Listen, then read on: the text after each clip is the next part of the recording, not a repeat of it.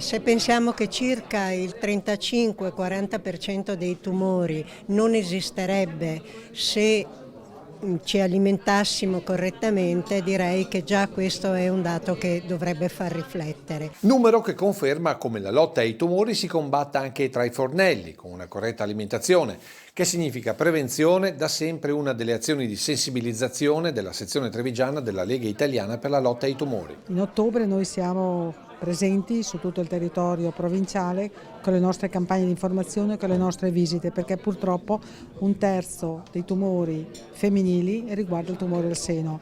In Veneto sono 4.800 nuovi casi l'anno, sono 884 nella sola provincia di Treviso, quindi sommati all'anno precedente sono davvero tantissimi nuovi casi e devo dire che se viene diagnosticato un tumore piccolo c'è la possibilità di sopravvivenza, di vivere bene al 90%. Quindi è importante che noi siamo sul territorio, sono importanti anche queste serate perché ci aiutano a diffondere il nostro messaggio e soprattutto a raccogliere fondi per poter ampliare i nostri servizi, per poter mantenere i nostri servizi. Presentata quindi l'iniziativa di CIA Treviso a sostegno della LILT e della sana alimentazione. La valorizzazione dei prodotti, la solidarietà sono principi cardine dell'attività sia delle imprese agricole e del settore che della CIA. Dal mese di ottobre, per la durata di un anno, in tutti gli agriturismi di Turismo Verde Treviso aderenti al progetto, verrà proposto nei menù questo piatto dedicato alla raccolta fondi. Parte del ricavato delle consumazioni verrà devoluto alla LILT di Treviso.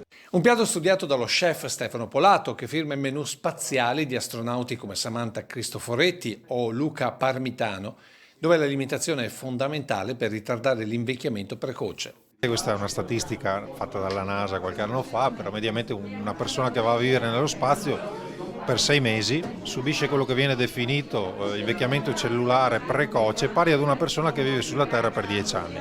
E dallo chef anche un consiglio per cucinare correttamente anche un solo uovo, scoprendo che alla coque è meglio che sodo. Un uovo mantenuto morbido, quindi con il tuorlo cremoso e l'albume leggermente compattato, significa avere un uovo altamente digeribile, perché insomma le proteine sono fra i nutrienti più difficili da digerire, il nostro corpo impiega molte ore per digerirle, e se io do al mio corpo una proteina difficile da digerire, ovviamente il mio corpo farà più fatica.